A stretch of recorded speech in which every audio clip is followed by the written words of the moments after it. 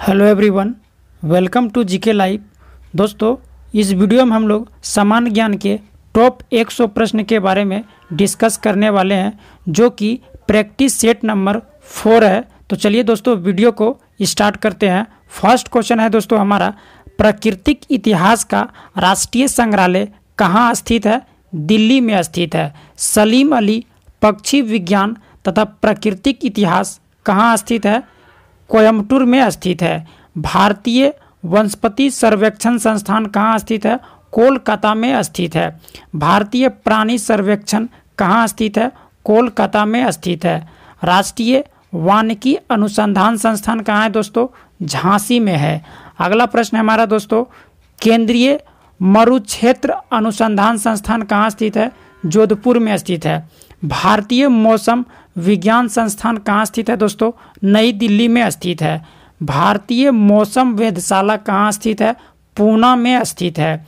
जीवाणु प्रौद्योगिकी संस्थान कहाँ स्थित है? चंडीगढ़ में स्थित है। राष्ट्रीय वनस्पति विज्ञान संस्थान दोस्तों कहाँ स्थित है? तो दोस्तों यह लखनऊ में स्थित है। अगला प्रश्न है हमारा दोस्तों, केंद्रीय खनन अनुसंधान केंद्र कहाँ स्थित है? धनबाद में स्थित है। भारतीय रासायनिक जैविकी संस्थान कहाँ है दोस्तों? कोलकाता में है। अगला प्रश्न है हमारा, केंद्रीय ईंधन अनुसंधान संस्थान कहाँ है दोस्तों? जादूगोड़ा झारखंड में है दोस्तों। संयुक्त राष्ट्र संघ के प्रथम महासचिव कौन थे? संयुक्त राष्ट्र संघ के प्रथम महासचिव त्रिगवेली थे। अगला प्रश्न है हमारा दोस्तों, पंकज अडवाणी कौन से खेल से संबंधित है? बिलियर्ड खेल से संबंधित है। कौन सा वृक्ष रात में भी ऑक्सीजन छोड़ता? भारत में गोल्डन फाइबर कौन सा है? बरगद वृक्ष जो है दोस्तों वह रात में भी ऑक्सीजन छोड़ता है। गैबिट शब्द किससे संबंधित है? शतरंज खेल से संबंधित है।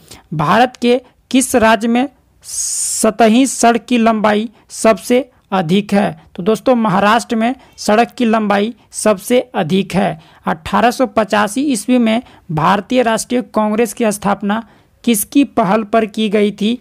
A.O. ह्यूम के द्वारा भारतीय राष्ट्रीय कांग्रेस का स्थापना किया गया था। विद्युत बल्ब का फिलामेंट किससे बना होता है? टंगस्टन का बना होता है।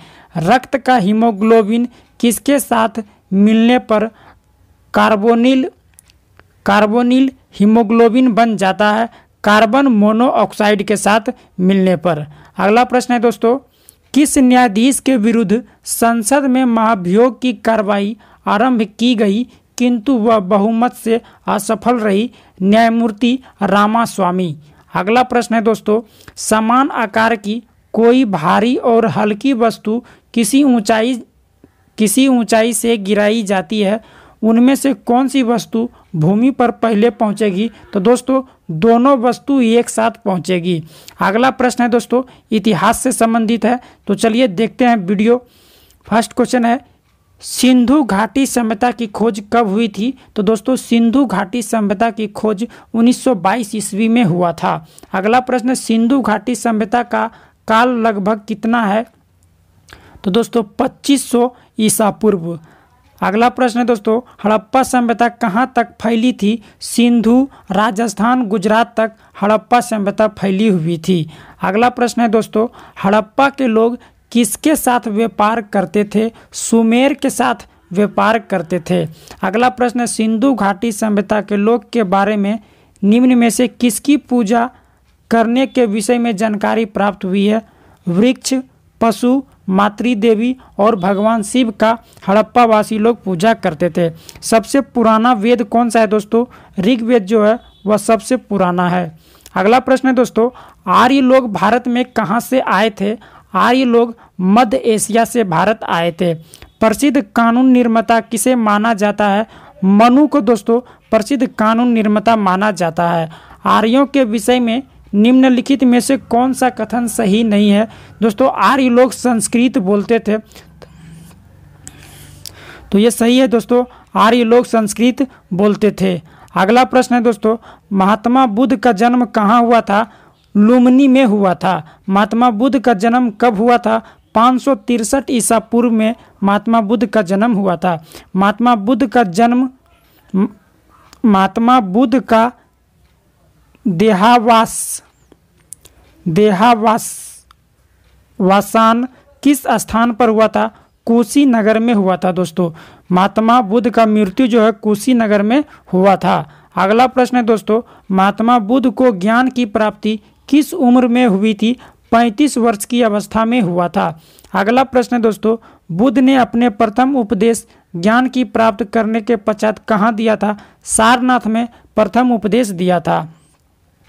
जातक कथाएं हमें किनके जीवन के विषय में बताती है? बोधिसत्वों के जीवन के बारे में बताती है। अगला प्रश्न है दोस्तों, महावीर कब और कहाँ पैदा हुए थे? महावीर 6वीं शताब्दी ईसा पूर्व मगध महाजनपद में पैदा हुए थे। महावीर का किस वंश जाति में जन्म हुआ था? लिच्छवी जाति में जन्म हुआ था। अगला प्रश्न है दोस्तों, जैन धर्म के संस्थापक महावीर के विषय में कहा जाता है कि वे अन्य कई ऋषियों के बाद आए। वे कितने नंबर के थे? तो दोस्तों महावीर जो है वह 24वां तीर्थकर था। महावीर जो है 24वां तीर्थकर था। अगला प्रश्न है हमारा दोस्तों, सिकंदर भारत कब आक्रमण किया था? सिकंदर भारत पर कब आक्रमण किया था? 326-27 ईसा पूर्व में सिकंदर भारत पर आक्रमण किया था। तात्या टोपे का मूल नाम क्या था? रामचंद्र पांडुरंग। किसकी वीरता से प्रभावित होकर ब्रिटिश सैन्य अधिकारी हुरोज ने कहा, भारतीय क्रांतिकारियों में यह अकेली मर्द है? रानी लक्ष्मीबाई के बारे में कहा था। किसने 1857 के विद्रोह को एक षड्यंत्र की संज्ञा दिया था? जेम्स आउट्रम और डब्ल्यू टेलर ने दिया था। अगला प्रश्न है, 1857 की क्रांति के समय इंग्लैंड के प्रधानमंत्री लॉर्ड पमस्टन थे। पागल पंथ की स्थापना किसने किया था? करम शाह ने पागल पंथ का स्थापना किया था। अगला प्रश्न है दोस्तों, 1855 ईस्वी में संथालों ने किस अंग्रेज कमांडर को हराया था? मेजर बारो को हराया था। किसे? मेजर बारो को हराया था। 1857 की क्रांति में अंग्रेजों और जोधपुर के संयुक्त सेना को पराजित करने वाला था। किसने पराजित किया था? आवा के ठाकुर कुशाल सिंह ने। 1857 का विद्रोह किस उर्दू कवि ने देखा था? मिर्जा गालिब ने देखा था। अगला प्रश्न है हमारा, वह पहला भारतीय सिपाही कौन था जिसने चर्बी वाले कारतूस का प्रयोग करने से इनकार कर दिया था? मंगल पांडे। 1857 के विद्रोह के दौरान दिल्ली में विद्रोह का सैन्य नेतृत्व किसने किया था? बख्त खां ने किया था। अगला प्रश्न है हमारा दोस्तों, सेक्सटेंट का प्रयोग किया जाता है। सेक्सटेंट का प्रयोग दोस्तों दो वस्तुओं के कोणीय दूरी के माप के लिए सेक्सटेंट का प्रयोग किया जाता है। अमीटर का प्रयोग किया जाता है पहियों द्वारा तय की गई दूरी मापने के लिए। क्रेस्कोग्राफ का प्रयोग किया जाता है पौधों की वृद्धि की माप करने के लिए क्रेस्कोग्राफ का प्रयोग किया जाता है।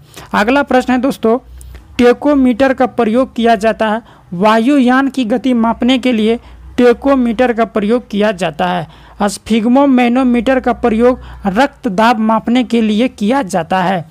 अगला प्रश्न है दोस्तों, 2000 और 2005 की अवधि में वन क्षेत्र का सर्वाधिक ठास जहां देखने मिला था दोस्तों, कौन सा देश है? वो इंडोनेशिया है। अगला प्रश्न है हमारा दोस्तों, दक्षिण अमेरिका में शीतोष्ण घास स्थल को क्या कहते हैं? पेम्पा कहते हैं। जर्डन और इजराइल के मध्य कौन सा सागर है? मृत सागर है। सारगासो समुद्र किस महासागर में स्थित है? अटलांटिक महासागर में स्थित है। अगला प्रश्न है दोस्तों, रेनेल जलधारा किस महासागर की जलधारा है? रेनेल जलधारा अटलांटिक महासागर की जलधारा है। गोल्फ स्ट्रीम धारा की उत्पत्ति कहाँ से होती है? मेक्सिको की खाड़ी से होती है। दैनिक ज्वार भाट के मध्य समय अंतराल कितना होता है? 24 घंटे 52 मिनट का। अगला प्रश्न है दोस्तों, गंगा नदी का गंगा नदी का डेला किस प्रकार है? डेला का मतलब दोस्तों होता है डेल्टा, जो कि चापाकार है। अगला प्रश्न, हांगो नदी किस में गिरती है? पीला सागर में गिरती है। अगला है, चीन का शोक किस नदी को कहा जाता है? हांगो नदी को कहा जाता है। अगला प्रश्न है, सांची के स्तूप का निर्माण किसने कराया था? अशोक ने करवाया था। मेगास्थनीज ने किसके दूत के रूप में चंद्रगुप्त मौर्य के दरबार में आया था? सेल्यूकस निकेटर के। अगला प्रश्न है, मुद्रा राक्षस किसने लिखा था? विशाखा दत्त ने दोस्तों मुद्रा राक्षस लिखा था। अगला प्रश्न है, अशोक ने अपने पुत्र महेंद्र और पुत्री संघमित्रा को कहाँ भेजा था? तो दोस्तों श्रीलंका में बौद्ध धर्म के प्रचार करने के लिए भेजा था। कौन सा मौर्य सम्राट जैन धर्म ग्रहण करके श्रवण बेलगोला चला गया था? चंद्रगुप्त मौर्य ने। अगला प्रश्न है दोस्तों, अंतिम मौर्य सम्राट कौन था? बृहद्रथ अंतिम मौर्य सम्राट था। अगला प्रश्न है दोस्तों, महाभाष्य के लेखक कौन है? पतंजलि महाभाष्य के लेखक हैं। पतंजलि किसके दरबार में रहता था? पुष्यमित्र शुंग के दरबार में रहता था। कनिष्क किस वंश का शासक था? कुषाण वंश का शासक था। अगला प्रश्न है, कनिष्क की राजधानी कहाँ थी? पुरुषपुर थी। भारत में सबसे पहले सूर्य किस राज्य में निकलता है? अरुणाचल प्रदेश राज्य में निकलता है। भारत का सर्वोच्च सम्मान कौन सा है?